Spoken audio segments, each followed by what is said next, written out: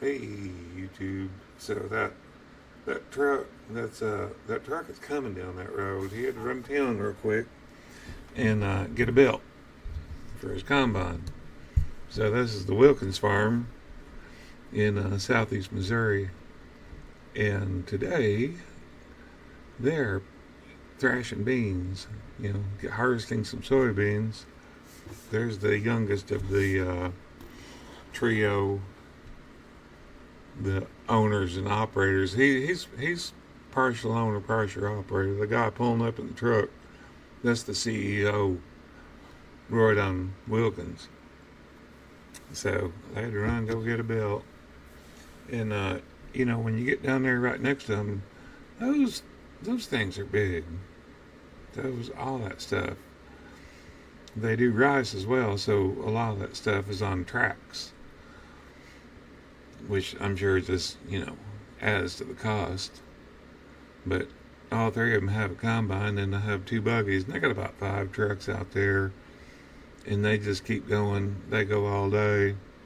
They got a little lunchbox and a little cooler, and they get up in there, and they get out when the day's over. They have to wait because of the heavy dews, so you got to wait till it's dried up a little bit, or actually completely dry in the sun. And then they'll go out there and start thrashing some beans. There's my truck and me sitting there, and I'm just looking around, just checking it out. Kind of like, all right, there, that trailer right there is for the header, the big piece on the front of the combine, because you can't, drive it down the road or anything. It's so dang wide, a lot wider than the roads, and that tractor's just pulling that buggy, and video doesn't do it justice. That thing is huge. I don't know how many bushels it holds, but it's a lot. But they picked the other beans that were there yesterday, and it's a really complex piece of equipment there. It's one Roydon's putting the belt on, and just amazing. The the stuff when it's working, it's so dry. It's dry like nobody's business, dry and dusty. If you can see all that piled up on top of that cab is dust. It's been dry. It's been the same thing year after year after year. A bunch of rain in the spring, more than the last year every year, and then dry in August, September, October. It's unbelievable. You can't grow any food plots for your deer because it's so dry. And that's another thing that they have involved in their cost is when it's dry like that, they have to run irrigation. It costs a lot of money to run that irrigation. But there they are up there trying to put that belt on. I figured not a good time to get up in Roydon's way. He's busy. He's trying to work, trying to eke a living out. And the soybeans, the prices of the soybeans, the same as it was 30 years ago. You heard, if you follow the news, they've been talking about, doing something with the soybeans. Trump has. And it seems like the last time that the total complete fallout of the trade negotiations with China, and then it killed that whatever they were going to do with the beans, because we have to be able to export our beans. There's a world market for them, but it's just the way it's all set up to where we don't export them or we can't do it because of the tariffs that they're charging us. And because that's been a big deal, and Trump has really done a lot with those tariffs. There's that irrigation system. It's they call it a pivot because it pivots off the pump, and it just goes roundy round and water stuff. You can tell where the pivot's been going roundy rounds of them beans. A little bit of a trail miss there. But I think that's Seth. He finally got down there. He's dang near a mile away from where we are, where they started yesterday. It was like 4,400, 4,500 feet, 5,280 in a mile. He's dang near a mile away. And that sucker is just chomping. It is going. He's not, going slow. That baby's rolling, just eating up them beans. It's pretty amazing. And then you can tell how dry it was. So the wind is blowing there out of the east-south. And so it's fine when you're headed south, but when you're headed north, you're going into it, and it's terrible.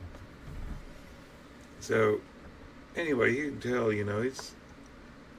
he's getting some work done. It's just modern technology that just lets him just get out there. They got 3 combines, a couple buggies, and about 5 trucks. Their trucks are in and out so much, I'm not sure how many there were.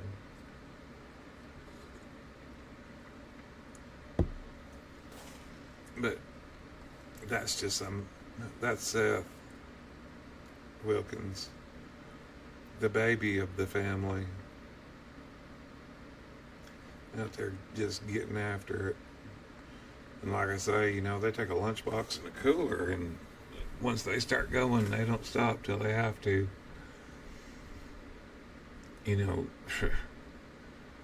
Sometimes the dew is so heavy that it starts before dark. It's an hour and a half before dark. It'll start settling dew, and it's going to be muggy the next morning. It's been cool in the mornings. Kind of warm during the day, but not bad. But it's just cool in the morning, but it's so stinking muggy until some of that moisture lifts that's just sitting down on the surface of the earth. It's muggy. I don't care. You're 60 degrees and you're still going to sweat because it is so dang muggy in the morning. But like I say, once that burns off, does it burn off? Does it rise? I don't know. You hear a lot of people say it burns off, but once it burns off or it rises, whatever, it's a little warmer, but it's a lot nicer because it's not so dang muggy. So I don't know how much ground he's covered there in just this little bit, but it's a lot. It is a lot. But that field is huge, like I say. Dang near a mile away, and there's a good picture of the beans going up into the hopper on top, and then what's coming out the backside. There's so much dust you can't hardly tell what's coming out the backside. The dust is so thick it's leaving a shadow. That's some thick dust. That's a lot of dust. If you can imagine,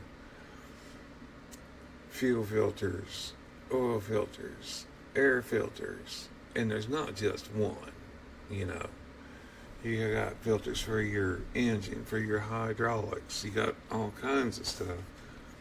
And with that kind of dust like that, and so that's Roy down there. He's got his tractor back around. He saw that little puff fired up.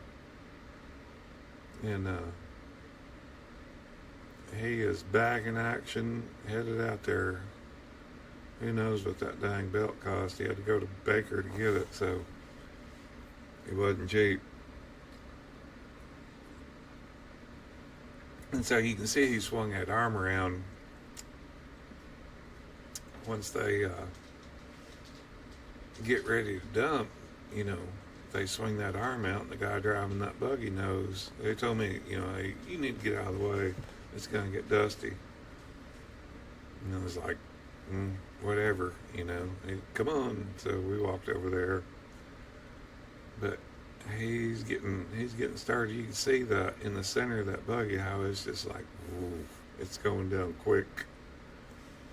And so they're like, there's 5 trucks running. Just as soon as they're loaded, they go and get unloaded, and they have to get in line. Sometimes the line's really long, sometimes it's not. But and there's probably around 80,000 pounds of soybeans in the back of each truck.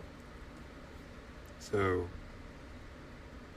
and to have a good soybean crop, but just not making any money for how much they're paying for per bushel is that's a big problem. And Trump said something about having 12 billion, but he can't disperse it to the soybean farmers because the government shut down. Yeah, that's just ridiculous. And they're going to have their little march this coming Saturday. So we're looking at October 18th at 25. And so they're going to keep the government shut down until at least they get their little stupid march in. It's just crazy. The politics in this country have gone in freaking insane. And just, the bureaucracy and all the red tape. And they're really trying. Trump has done so much. And if these left-wing radical judges would shut the hell up and just let that man do his job, which do the best for this country, we could really be a lot further. And all those people, it's obvious that they've got enough money, they don't care. They couldn't care less because, the Congress and all them, they keep getting paid. Now, it doesn't matter how long the shutdown is to them. They're paid, and they got their own health care, blah, blah, blah. It's just a joke. It's just a big joke. And no matter what that man does, that Trump derangement syndrome keeps them people from just letting that man do his job, which is, one of the biggest things is to help the economy. Not to help it, to fix it. And he really expected everything to come down when the cost of transportation went down, which of course is fuel. And it should have, but it didn't. The grocery stores and everybody's still charging what they were. So, groceries and everything has gotten ridiculous. Everything. But I think, if we could ever work out a trade deal with China, would be okay. But I'm on the fence on, does China just do they just stay the course, knowing that, hey, it's just a little over 3 years and Trump will be out. We'll see what we can do, sticking it to the next guy. And so, yeah, who knows? Because they don't care. These countries like that, they couldn't care if their citizens are starving. They're going to feed their armies. But as far as the people, their citizens, they don't care. Because, that the tariffs really affect their opportunity to make stuff. Even though it's a bunch of cheap stuff, they're still making stuff. And if you cut that off, then there's going to be a lot of them out of work. So then you got, them out of work, and people over here can't afford to buy freaking groceries and stuff. It's just, it's going to get everything screwed up. And Xi Jinping, that dude, yeah, he's just like Putin. You can't trust a dang word he says, because they were already working out this great deal, and boom, he did the mineral thing. And so Trump countered with saying, hey, if you don't do something with that by November 1st, we're putting 100% tariff on you. That's pretty cool how that articulating arm comes over. And that tractor, even though it's not got tracks, it has duals on front and back, and that sucker probably goes just about anywhere you could think of. I doubt you're gonna get it hemmed up. But yeah, you can see the size there parked next to those full size pickup trucks, and I had parked for a while and headed back out there, and you can see where they're working. Like I say, it's dang near a mile away, and that's a Mavic 4 cruising about 50 miles an hour. It got a little over 55 sometimes, but it's 50 plus. I was really pleased with it. Of course, that's sport mode, but I typically fly more in sport mode and turn all the sensors off.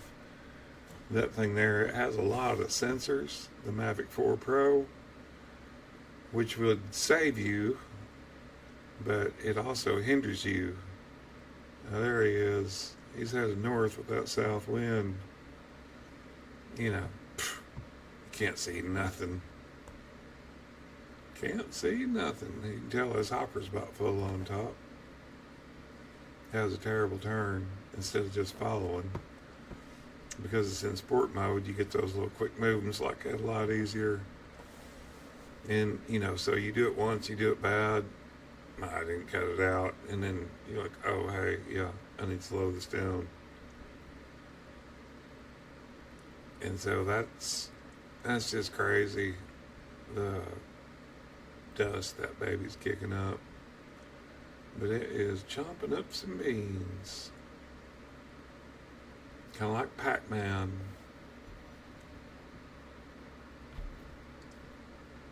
And then this is coming up. See, he's got that arm out, the articulating.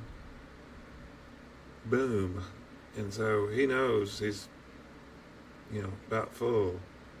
And so he slings that arm out, and when the guy that's driving the buggy can catch a glimpse of him with his arm out through the dust, he knows, hey, he's got his arm out, he's ready to unload. And so, he's trying to get there. He's getting there as quick as he can. And you can tell he's going a while. And that baby's full. I know I cut it here. And then you'll see that buggy pop into the picture. Probably should have cut a little bit more there. It's hard to tell exactly how much is too much, and you want to get enough. And so, yeah, that's actually like too much. I'm new at this. I'm still learning, so got nothing but room for improvement. It's with everything in life. So here comes the buggy. He's about half full. These guys know what they're doing. He whips that sucker under there. And then boom. So, pretty sure that's the CEO, Don Wilkins, on that combine. And so, they just go the same speed, and he's dumping. So, if he could have got there a little bit sooner, they would have never had to stop. But he's getting ready to come to the end of the row. But you can see, that's just how fast that bin on top of that combine is emptying out. And you can see, I'm a couple 100 feet away. You can see them soybeans pouring into that dang hopper, getting it filled up. They're good, they're talented, but, they're not going to make a turn with it like that. So he's just going to come up here at the end of the fence row and just let that sucker keep dumping. And the tractor driver, he pulls up a little bit, going where he has the most room. And there's fans back there, shooting out the aftermath of the beans. And so that kicks up a lot of dust. But he's still got his header running, everything's running He's just wanting to get dumped and get that thing turned around.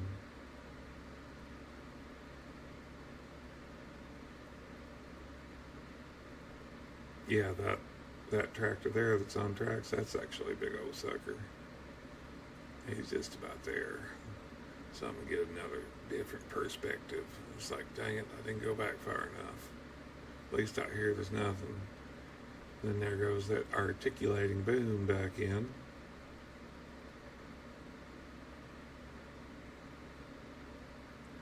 And the man with the buggy, he's got to go back and dump that buggy into some trucks that are awaiting. That's a big load right there. And there goes Pac-Man. And so I need to call Riley, the oldest of the children, Pac-Man. There's a story. It's a long story, so I won't make you do it. But Pac. You know, Riley Wilkins will know. Pac. Get my Pac. But anyway, that's about it. Some soybean harvesting in southeast Missouri. Have a good day. Thanks for watching.